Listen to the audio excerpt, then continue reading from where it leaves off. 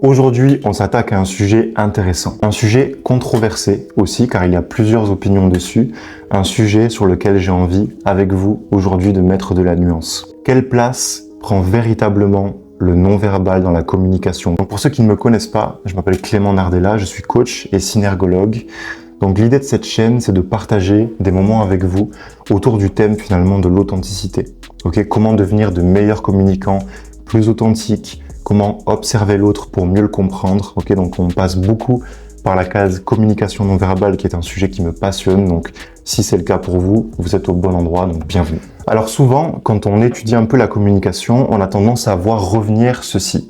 Comme quoi l'impact de la communication, ce serait 7% les mots, ce qu'on dit concrètement, 38% finalement la communication paraverbale, donc la façon de dire les choses, la voix, l'intonation, le rythme, et 55% ce que l'on voit d'une personne, ce qu'on montre, donc le non-verbal.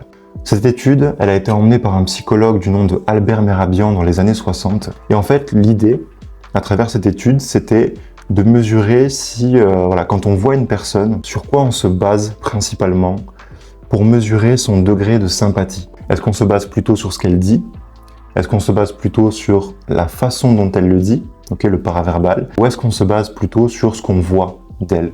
Donc ça a dimension non verbale, visuelle. Maintenant, Albert Mehrabian lui-même et d'autres soulignent en fait les limites de cette étude. Parce qu'en effet, ces pourcentages, bien qu'ils soulignent l'importance du non-verbal dans la communication, ce qui est très intéressant, ils ne veulent pas dire grand-chose. En fait, il varie énormément selon les contextes. Des fois, la communication non verbale, ce sera rien du tout, ce sera 0%, et des fois, ce sera 100%. Ça me rappelle une fois où je participais à un événement de développement personnel, un séminaire.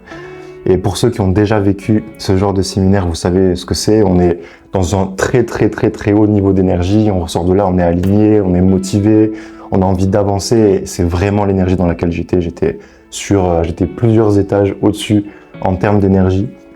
Et je voulais partager ça avec mon meilleur ami, vous voyez. Donc je lui ai envoyé un message et on devait se retrouver le soir pour manger ensemble et peut-être boire un verre. Et à ce moment-là, donc j'arrive chez lui, je suis devant sa porte, je suis toujours en énergie, je toque et là il ouvre la porte et il me montre finalement un visage un peu décomposé. Et donc évidemment, je lui ai pas sauté dessus en lui racontant mon séminaire. On s'est plutôt assis et j'ai passé une bonne partie de la soirée à l'écouter et ça m'a fait du bien, j'étais très heureux de le faire. Mais finalement, est-ce que c'était mon intention de base? Non. Mon intention première, c'était de lui partager mon séminaire, de lui faire vivre cette énergie. En fin de compte, c'est son simple langage corporel, c'est son expression faciale qui, d'un seul coup, moi, m'a fait complètement changer dans mon intention, mais aussi dans ma façon de communiquer avec lui. Et à l'inverse, imaginez que vous êtes au téléphone, au téléphone, il n'y a pas le non-verbal, mais il y a tout ce qui est paraverbal, la façon de dire les choses, et les mots sont importants, et ils prennent une place bien plus importante que les 7% de l'étude. Imaginez que on vous annonce que vous êtes viré, ou que vous venez de signer un nouveau client, ou que vous avez gagné une promotion, ou gagné au loto, là les mots sont importants. Ces pourcentages-là, ils évoluent avec le contexte, mais gardez à l'esprit que le non-verbal prend une place très importante. Rappelez-vous la dernière fois que vous avez vécu un moment de séduction avec quelqu'un.